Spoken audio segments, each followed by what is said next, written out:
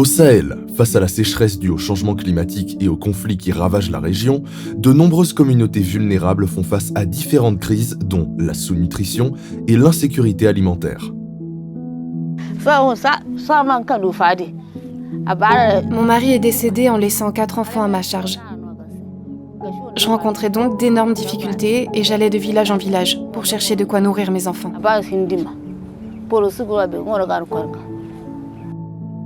Je suis handicapé et je vivais dans la misère.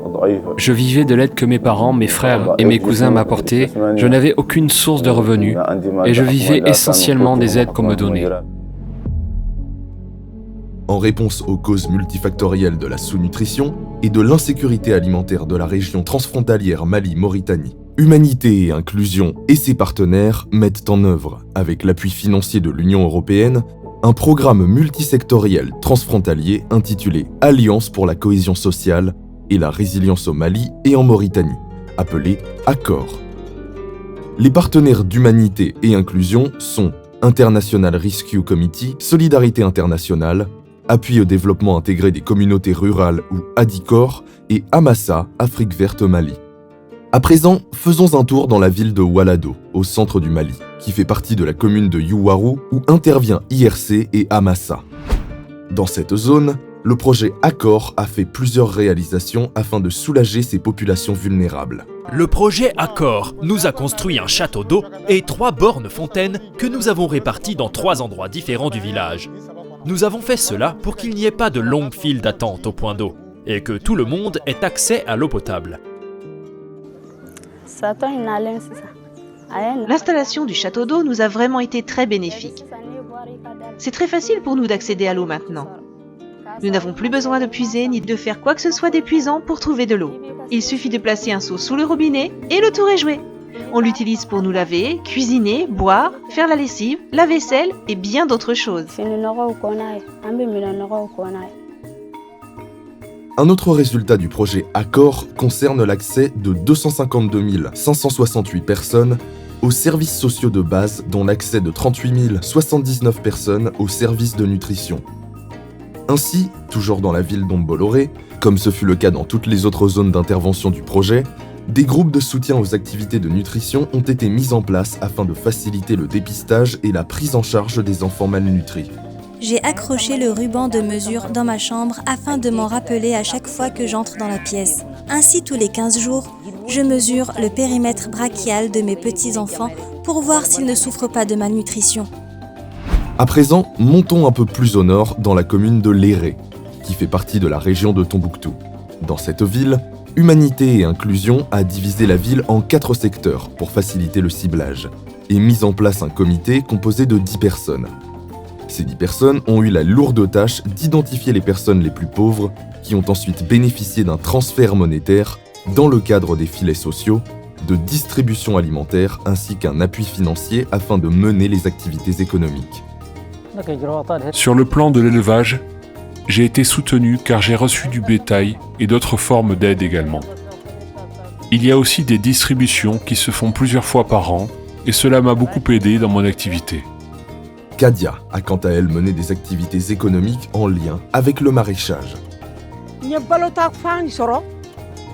J'ai reçu des vivres ainsi que la somme de 120 000 francs CFA. Avec cet argent, j'ai fait du commerce, j'ai planté des semences que je transforme après et j'ai mis en place des pépinières que je revends. Avec ce commerce, j'ai pu acheter du bétail, nourrir mes enfants et acheter leurs fournitures d'école. La mise en place des associations villageoises d'épargne communautaire dans la ville de Léré a facilité l'accès de plusieurs femmes maraîchères aux semences et autres produits. Toutes nos membres pratiquent le maraîchage. Certaines prennent des crédits afin de payer des semences de pommes de terre et d'oignons. D'autres aussi ont pris des crédits pour payer des engrais ainsi que des semences de poivrons, d'aubergines et de piments. Les crédits obtenus nous ont permis d'acheter un peu de toutes ces semences et cela nous a été très bénéfique. Avant, il était quasiment impossible d'avoir des crédits avec quelqu'un d'autre pour faire face à nos besoins. Mais depuis la mise en place de ce groupe d'épargne, cela est chose facile. Faisons à présent un tour dans la ville de Fassala, en Mauritanie, où les activités du projet ACCOR sont mises en œuvre par l'ONG ADICOR. Dans cette ville, les mesures d'accompagnement groupées ont été un choix stratégique dans le cadre du renforcement des revenus des ménages les plus pauvres qui ont été sélectionnés pour le transfert monétaire. Nous avons choisi la teinture parce que nous avons estimé que les apports économiques sont importants et que demain, quand le projet se retirera, nous pourrions être autonomes et vivre de cette activité. Nous avons aussi des femmes qui font de la couture. D'autres avaient l'habitude de faire de la teinture, mais elles se sont beaucoup améliorées. D'autres encore font la confection des voiles. Les mesures d'accompagnement ont boosté les niveaux de réflexion des femmes pour être capables de générer quelque chose pour elles-mêmes, et en groupe. Afin de cibler les personnes qui bénéficieront du transfert monétaire, comme ce fut le cas dans toutes les autres zones d'intervention du projet Accor, les populations ont été encadrées par Adicor afin de réaliser elles-mêmes ce ciblage. Le projet Accor nous a donné de l'argent par transfert monétaire. Ils nous ont aussi ouvert une boutique où on fait du commerce et on en retire des bénéfices. Avant, cela n'était pas facile, mais maintenant, avec la boutique, nous arrivons à avoir du bénéfice et même à épargner de l'argent pour acheter ce qu'il faut aux enfants pour les cérémonies et les jours de fête. Un autre objectif du projet Accor est d'appuyer les communautés et institutions locales dans la prévention et la gestion des conflits, ainsi que le renforcement de la cohésion sociale. Ainsi, des comités de prévention et de gestion des conflits ont été mis en place par le projet Accor. Leur rôle est d'arbitrer tous les conflits dans les villages, dans le but de les résoudre et éviter aux populations d'aller vers la justice. L'an dernier, certains transhumants transfrontaliers maliens sont venus s'implanter à côté des zones de culture et les agriculteurs se sont plaints. Ils sont venus voir le comité pour leur dire « Attention, si vous ne déplacez pas ces gens, les animaux vont divaguer dans nos champs et il y aura forcément des problèmes qui vont s'en suivre. » Le comité est parti à la rencontre des transhumants transfrontaliers maliens pour leur faire comprendre que c'est une zone agricole et que ce n'est pas possible que les animaux et les cultures cohabitent. Après une grande négociation, ils sont arrivés à les convaincre et finalement, ils se sont déplacés dans un autre village où il y avait des mares afin d'abreuver leur cheptel. Le conflit a ainsi été évité de justesse. Les comités de prévention et de gestion des conflits ont permis de gérer pacifiquement plusieurs types de conflits en Mauritanie et au Mali, comme le témoigne le comité de gestion des conflits de l'Éré. Ces activités sont menées au Mali grâce au partenaire Amassa. Souvent, il y a des problèmes entre des familles, c'est-à-dire les problèmes sociaux.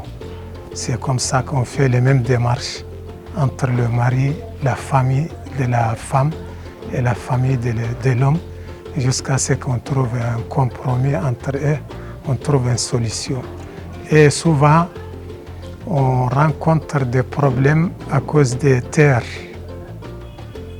à cause des creusements des puits, par exemple. Si X va creuser une puits dans un endroit, Y réclame l'endroit comme quoi que c'est pour lui.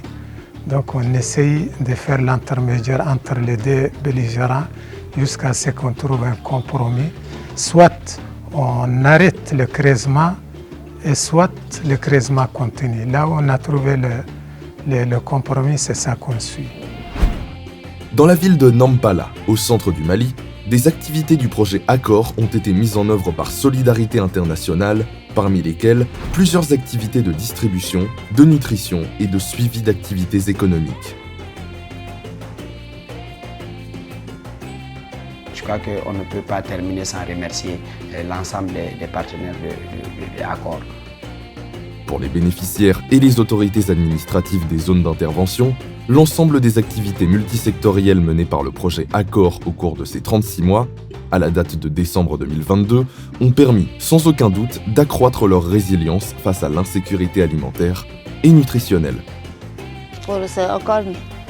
Je remercie infiniment le projet Accor et que Dieu les récompense pour leurs œuvres. Mais il reste encore beaucoup à faire, car il y en a beaucoup comme moi qui ont besoin d'aide et qui ont besoin eux aussi de voir leurs conditions de vie difficiles s'améliorer. Merci pour tout.